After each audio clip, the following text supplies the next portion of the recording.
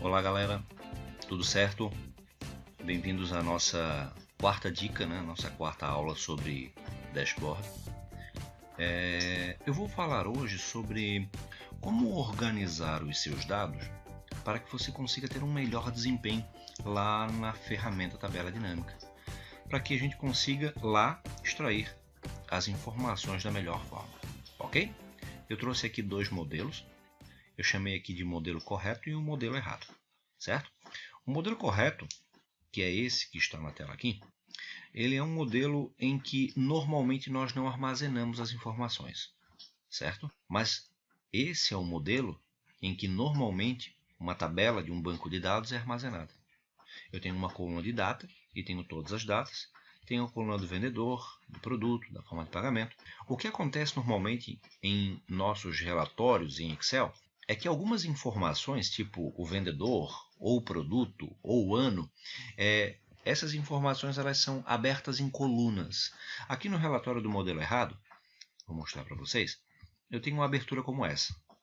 Vejam, eu tenho meu produto se repetindo várias vezes, eu tenho a data que ocorreu essa venda, e vejam que eu fiz uma abertura dos meus vendedores em colunas.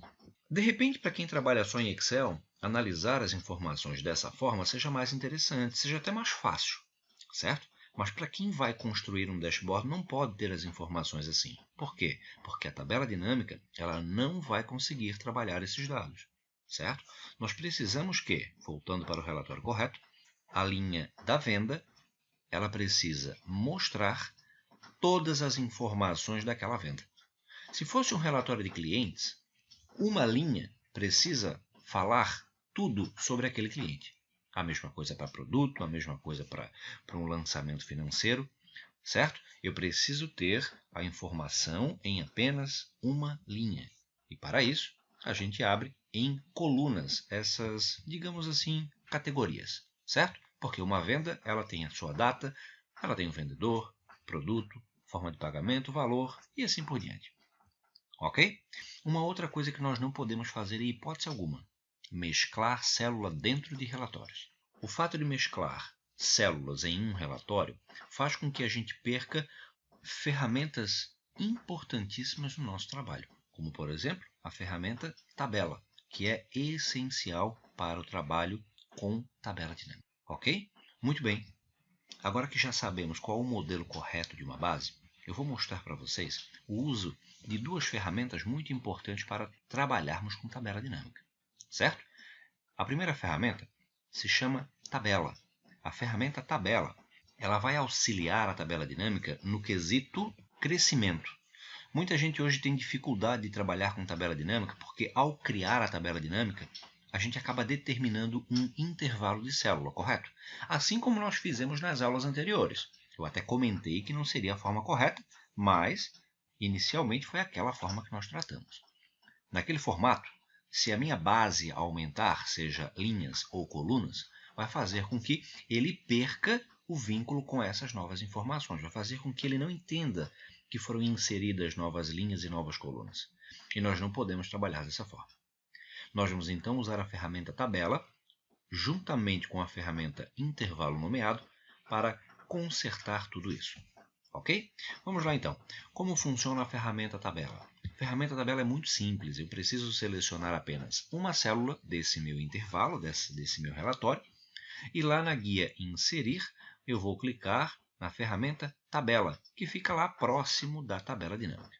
Quando eu clico em tabela, ele abre uma tela para mim. Vejam que ele já entende que essa célula que eu estava selecionando ela faz parte de um relatório e ele já selecionou todo o meu relatório. Eu vou dar um OK, só fiquem atentos a esse item aqui. Minha tabela tem cabeçalhos. A minha tabela aqui ela tem cabeçalhos, então eu preciso marcar essa opção. Nesse exemplo, ele já até interpretou sozinho que a primeira linha ela é o cabeçalho. Perfeito. Vou manter selecionado e vou dar um OK. Vejam que ele já mudou todo o layout. A ferramenta tabela tem vantagens bem interessantes, como por exemplo, essa parte de formatação. Eu não vou entrar nesses detalhes agora, não é o nosso propósito aqui. O nosso propósito é utilizar a ferramenta tabela. Então, já criamos essa ferramenta e, como eu havia comentado, a grande vantagem aqui é a seguinte: incluir uma nova informação. Por exemplo, o fato de eu já ter colocado uma linha lá embaixo, ou melhor, uma informação em uma linha, faz com que a minha tabela cresça, vejam. E assim, a tabela dinâmica vai entender que a minha tabela aumentou e, por consequência, vai incluir essa nova linha lá na minha tabela dinâmica. Beleza? Isso não acontece só com linhas, isso também acontece com colunas. Se eu inserir uma nova coluna, ele também vai interpretar, certo? Digamos que eu coloque aqui uma nova informação, uma observação, por exemplo, e ele já vai aumentar a minha coluna. Ok? Bom, até aí ok. Vou usar a minha tabela para inserir a tabela dinâmica? Não, a ideia não é essa. A ideia é usar uma outra ferramenta. Essa ferramenta se chama intervalo nomeado. Eu vou usar intervalo nomeado aqui de forma bem simples, tá? Mas quem gostou e o assunto é interessante, dá uma olhada em um vídeo que tem aqui no canal falando sobre intervalos nomeados. É muito legal o assunto e tem um potencial muito grande, beleza?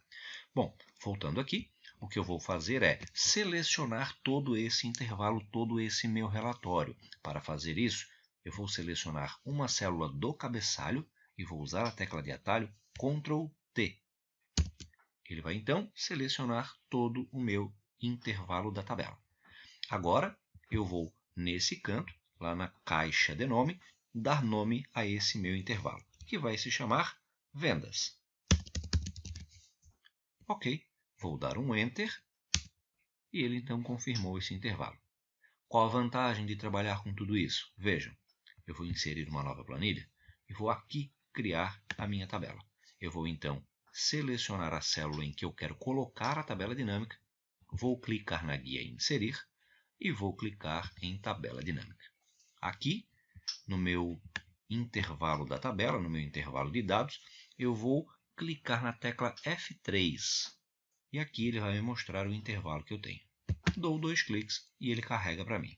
Se eu não quisesse apertar na tecla F3, eu poderia também digitar vendas e ele também entenderia. Vejam que agora é só dar um OK e ele vai interpretar que o intervalo vendas refere-se à tabela que você criou e assim ele já reconhece toda a minha base e eu já consigo montar o meu relatório, certo? Muito bem, espero que tenham gostado dessa dica. Essa dica ela é bem importante, principalmente no que diz respeito à estrutura da base de vocês, como organizar as informações e também o uso dessas duas ferramentas, tabela e intervalo nomeado. Ok? Muito bem, pessoal. Até a nossa próxima aula. Na nossa próxima aula, eu vou comentar sobre como organizar a sua base para trabalhar com o tempo, com períodos. Ok? Como trabalhar com meses e anos e assim por diante. Muito bem. Espero que tenham curtido a aula. Deem um like aí se gostou e até a nossa próxima aula.